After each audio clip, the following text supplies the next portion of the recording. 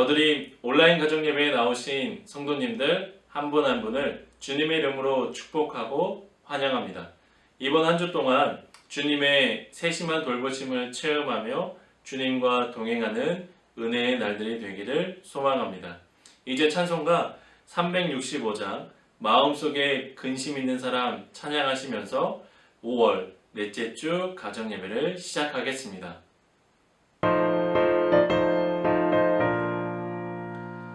마음속에 근심 있는 사람 주 예수 앞에 나아오라. 슬픈 마음 있을 때에라도 주 예수께 아뢰라.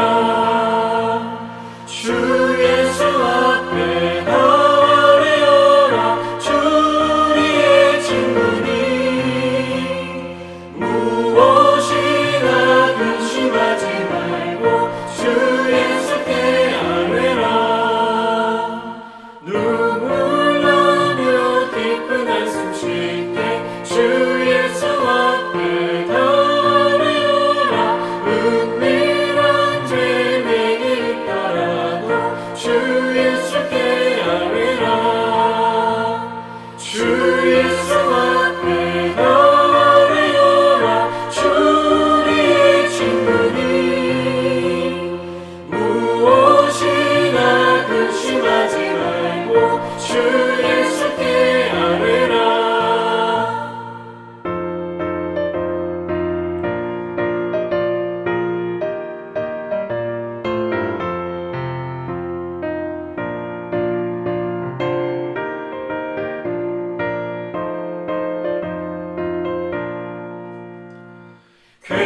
괴로움과 두려움 있을 때 주 예수 앞에 나아오라. 내일을 염려하지 말고 주 예수께 아뢰라. 주 예수 앞에 나아오라. 주 우리의 친구니 무엇이나 근심하지 말고 주 예수께 아뢰라. 죽음 앞에 겁을 내는 자여 주 예수 앞에 나아오라. 하늘나라 바라보는 자여 주 예수께 아뢰라. 주 예수 앞에 나아오라. 주 우리의 친구니 무엇이나 근심하지 말고 주 예수께 아뢰라. 오늘 우리에게 주신 하나님의 말씀은 구약성경 사무엘상 1장 9절로 18절까지의 말씀입니다. 사무엘상 1장 9절부터 18절까지의 말씀입니다. 그들이 실로에서 먹고 마신 후에 한나가 일어나니 그때 제사장 엘리는 여호와의 전 문설주 곁 의자에 앉아 있었더라. 한나가 마음이 괴로워서 여호와께 기도하고 통곡하며 서원하여 이르되 만군의 여호와여,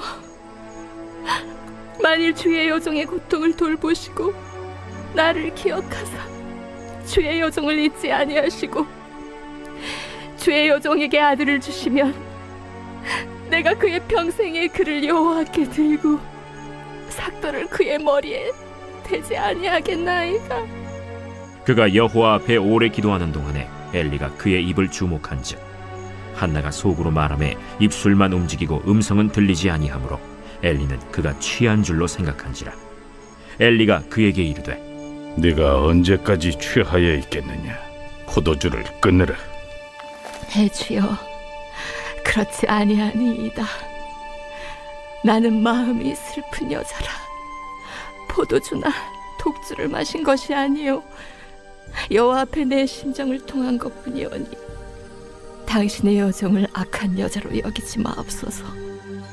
내가 지금까지 말한 것은 나의 원통함과 격분됨이 많기 때문이니이다. 평안히 가라. 이스라엘의 하나님이 네가 기도하여 구한 것을 허락하시기를 원하노라. 당신의 여종이 당신께 은혜 입기를 원하나이다. 하고 가서 먹고 얼굴에 다시는 근심빛이 없더라. 우리 주변을 돌아보면 개인의 고민과 문제들로 고난과 슬픔을 가지며 살아갑니다. 어느 누구나 가정에 고민이 있고 자녀와 건강에도 고민이 있습니다. 삶 가운데 많은 문제를 마주하게 됩니다. 그런데 이것이 지속되면 슬픔과 고난이 일어납니다. 그렇다면 이러한 슬픔과 고난 가운데 우리는 어떻게 대처해야 할까요? 성경은 우리에게 고통을 겪으며 지혜롭게 대처한 여인에 대해 이야기하고 있습니다. 그 여인은 바로 엘가나의 아내인 한나입니다. 하나님께서 한나의 태를 닫아 놓으셨으므로 그의 적수인 분인나는 한나를 괴롭히고 업신여겼습니다. 그래서 1장 7절에 그가 울고 먹지 아니하니 분인나로 인해 한나가 얼마나 힘들고 고통스러웠는지를 보여줍니다. 그리고 남편이 아무리 다정다감하고 사랑이 크고 확실하다 해도 한나에게는 남편이 줄 수 없는 문제가 있습니다. 그렇다면 한나는 이러한 슬픔과 고통의 상황을 어떻게 헤쳐나갔을까요? 아무것도 먹지 못했던 한나는 실로에서 먹고 마시고 난 뒤에 마음이 너무나 괴로워 울고 또 울면서 하나님께 기도했습니다. 한나의 경우처럼 대부분의 기도는 고통 가운데서 눈물과 함께 시작합니다. 탄식은 기본적인 기도서인 시편에 나타나는 가장 일반적인 기도 형태입니다. 자제력을 잃었을 때, 그리고 친구나 적이 만드는 상황을 받아들이기 싫을 때 우리는 주님께 나아가 기도드립니다. 고통 속에서 한나는 사람들을 원망하기보다는 하나님께 나아가는 것을 택했습니다. 그녀는 너무 고통스럽고 억울한 나머지 눈물이 흐르는 것을 주체할 수 없었고 음식마저 먹을 수 없을 정도였지만 따지거나 대항하거나 항의하거나 싸움을 걸지 않았고 악으로 악을 갚지 않았습니다. 다만 하나님 앞에 무릎을 꿇었을 뿐입니다.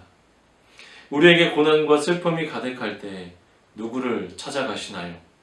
다른 것들을 생각하지 말고 변함없이 하나님께 나아가 기도의 습관을 가지시는 여러분들이 되시기를 소망합니다.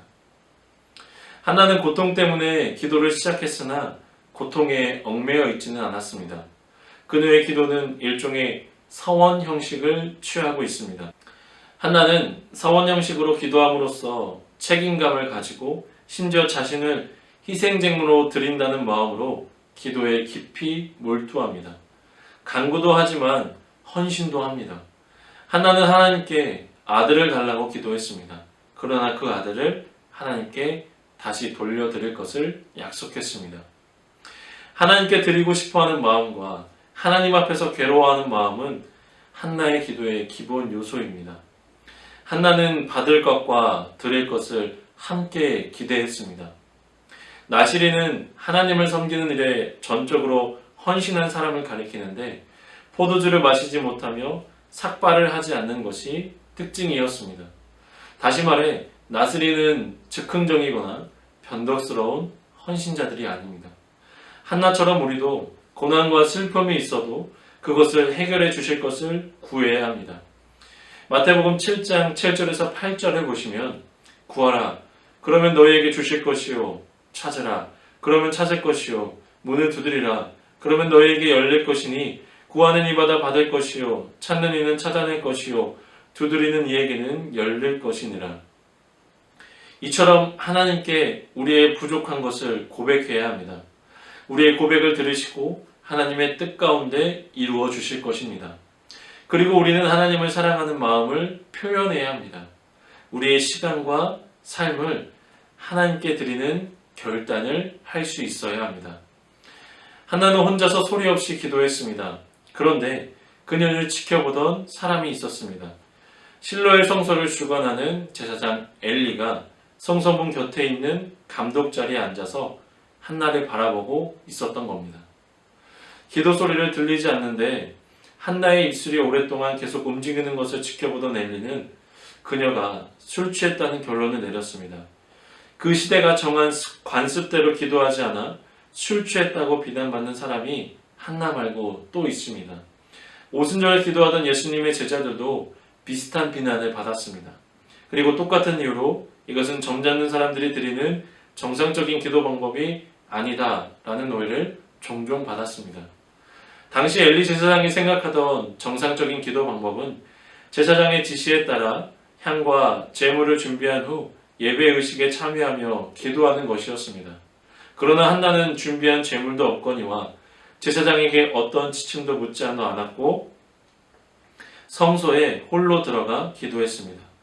당시의 제의적 관습을 뛰어넘어 성직자의 도움 없이 담대히 하나님 앞에 나아가 직접 자신의 소원을 아뢰었습니다. 중재자 없이 자신의 언어와 목소리로 기도했습니다. 후대에 이르러 랍비들은 한나의 기도를 참된 기도, 즉 마음의 기도의 모델로 보았는데 이런 기도는 결국 희생제사를 완전히 대체합니다. 엘리는 그렇게 기도하는 모습을 본 적이 없었습니다. 성소의 질서를 유지하는 책임과 함께 사람들의 신앙생활을 보호하고 지도할 수 있는 고난이 그에게 있었기에 한나를 몸가짐이 바르지 못한 여자나 술주정이 맹익증으로 여기며 신성한 예배 장소를 지켜야 할 규례를 어겼다고 비난하며 꾸짖었습니다. 그러나 한나는 성직자의 권위에 주눅들지 않았습니다. 관례에 구애받지도 않았습니다. 한나는 성직자의 권위보다 자신의 마음에 더 주의를 기울였습니다.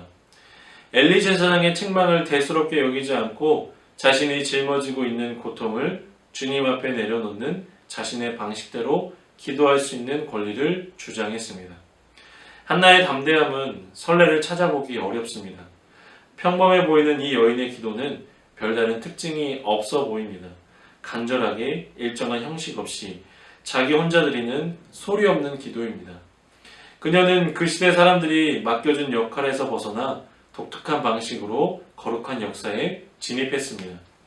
그녀는 희생제사와 의식이라는 제도에서 벗어나 성소에 나타나 자신의 필요를 위해 기도한 최초의 여인이자 아마 최초의 보통 사람이었을 겁니다. 그녀의 행동은 그만큼 비범했습니다.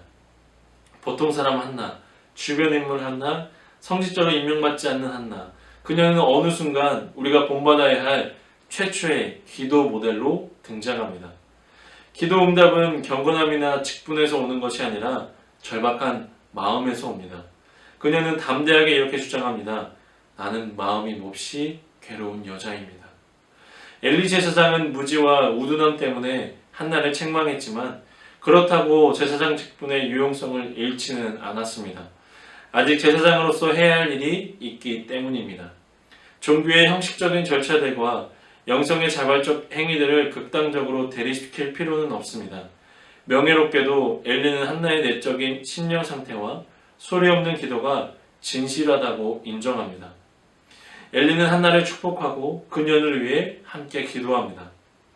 이제 한나는 집으로 돌아가는데 마치 기도 응답을 받은 사람이 모든 문제가 해결되었다고 생각하는 것처럼 홀가는 마음으로 돌아갑니다.